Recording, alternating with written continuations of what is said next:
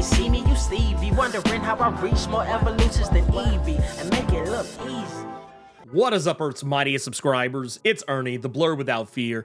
Welcome back to the channel. All right, so today's video, we're gonna be talking about Blood Hunt number 5, written by Jed MacKay, with art by Pepe Larraz, color by Marte Gracia, and Fuentes Sujo, and letters by Corey Petit. The final issue is here, and this is one of those things I feel like Comic-Con pretty much spoiled how this whole thing was gonna end. I mean, technically the solicits spoiled how this was gonna end, but with San Diego Comic-Con having just passed, and this book coming out literally the Wednesday right after Comic-Con, all the announcements for stuff that was going to happen during the fall of this year, all of it was pretty much kind of slick spoiled by Comic-Con. So if you kept up with that to any regard, then everything that happens in this title is not going to surprise you. It was already pretty obvious that Doctor Strange was going to give the office of Sorcerer Supreme over to Doctor Doom because, I mean, let's be honest, it was the only play he had. Yes, he could have technically not have done it. He could have relied on the guile as well as the occult acumen of his wife, Clea Strange. Yes, that was very possible. It might have worked, but Doom had all the cards in his hand. He had literally assembled all the players on the board to act in just the way that he needed them to act. And now we sit here with the children of the Strange Academy assembled in a magic circle. We've seen Moon Knight as well as the other Moon Knights of the past brought back by the god of the night and the moon, Khonshu. He has brought them all back. They are outrunning roughshod on vampires left and right. And we know that Brielle Brooks is now figured out her place in the world as it pertains to taking on her father, Blade, to stop him from plunging the world into infinite darkness, while we know that Blade is taken over by Varney. Once again, it's one of those deals where right now she's the last hope for that, and Doom is also a part of that as well. Doom promises to give the office of Sorcerer Supreme back once he saves the world from the threat that is now looming over them. And surprise, surprise, surprise, he didn't give it back once he did the deed. This is not even peak Doctor Doom strategizing and scheming. This is literally Doctor Doom just screwing around, just being like, yeah, I mean, maybe I might give it back. I don't know, man. I give it back. Wink.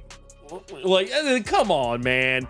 This guy literally is the biggest liar in the Marvel Comics universe, short of maybe Loki. And Doctor Strange fell for it. It is, oh man. You are so stupid. Am I? Idiot! It seemed like such a dumb move, and it was. And I will say this, it worked. Doom was able to enact his magics to push back the sphere of dark force energy that had enveloped the entire world. He was able to push all that back, bring back the sun, and at the same time, while Brielle Brooks is able to get a good stabby stab in on her dad, and kind of in a roundabout way help purge Varney from his body, it took a little extra oomph from Miles Morales, because even though technically Miles is not Blade's kid, he is Blade's progeny just by virtue of the fact that Blade turned Miles Morales. So it's kind of one of those really weird loopholes and power of friendship dynamics. Whatever. We're just gonna let that slide. Anyway, they're able to stabby stab the Varney out of him. Wanda Maximoff is able to crystallize him and lock him in place. He'll probably be put away, and we may or may not see or hear from him again for another 20 or 30 years. Whichever, comes first. It kind of is what it is on that one.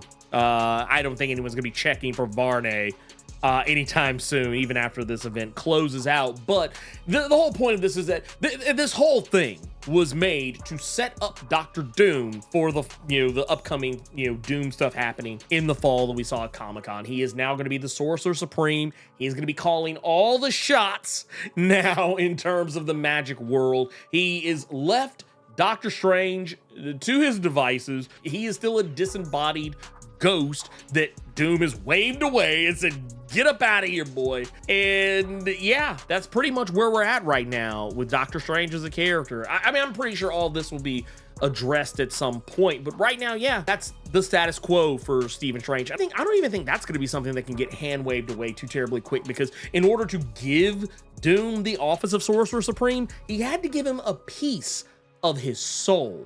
So yeah, you heard that correctly. Dr. Doom has a piece of Doctor Strange's soul bonded to him. This is how Clea became Sorcerer Supreme after the events of Death of Doctor Strange. All this is kind of playing back into stuff Jed MacKay has already teed up for us at various points. I mean, I'm not against it.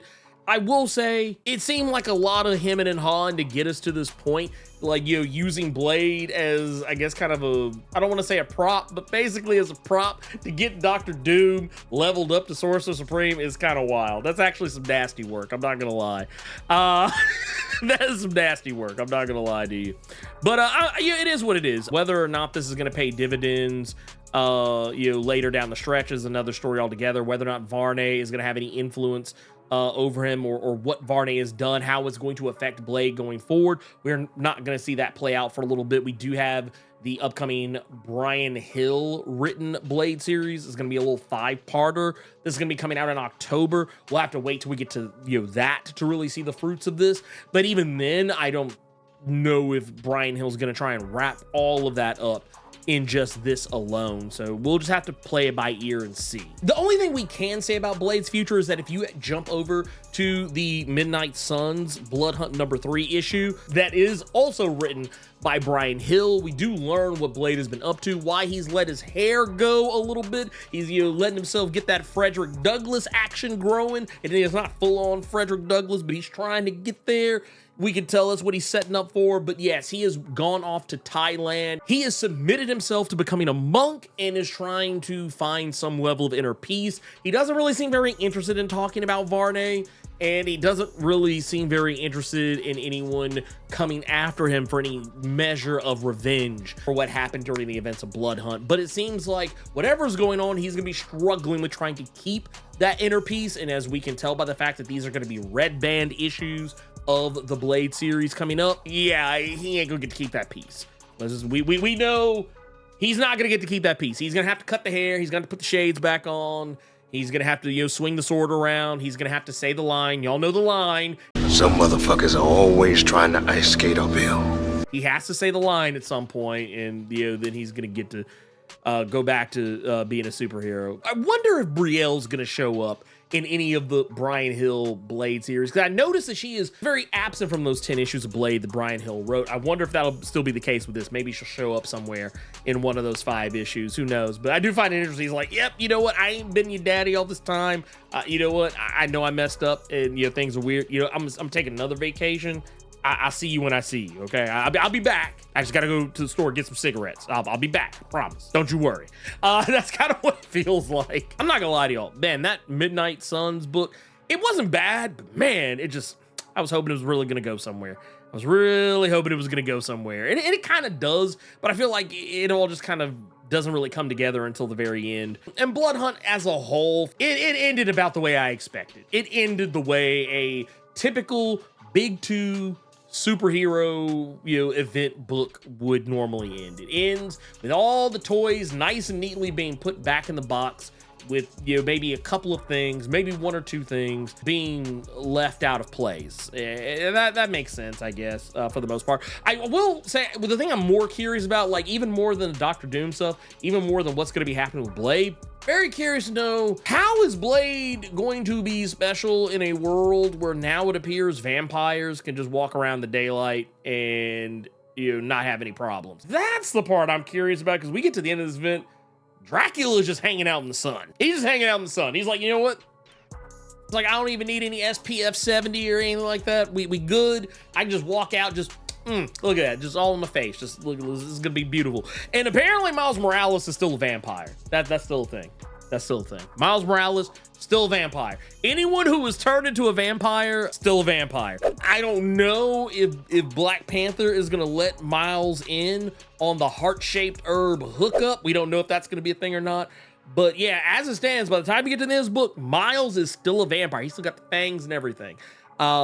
His ears stop being quite as pointed by the end of the book, but he still has the fangs and is not getting burnt up by the sun, nor is Dracula getting burnt up by the sun. So this is a new status quo. That's why I say, like, some of the things I think are more interesting have nothing to do with the characters. I feel it should have been more, like, yeah, Moon Knight's back. That's cool. Glad Moon Knight's back. I'm happy. Can't wait to read the Jed MacKay written Moon Knight book that's coming up very soon. I think coming out around the same time as the new Blade book. Very looking forward to that. But yeah, it's just like Doctor Doom and Sorcerer Supreme, vampires can walk in sunlight. That's it. That's it. Ain't got nothing to do with Blade, really. Doesn't have anything to do with Blade or, you know, his status quo going forward. That stuff is interesting, but like, I'm just not as interested in it as the other stuff. And I don't know. Maybe I am just a jaded comic book guy now. Maybe is that what I become? Have I become the jaded comic book guy now? No, I'm not the jaded comic book guy. Just, it is what it is. It is what it is. And we'll just have to wait and see.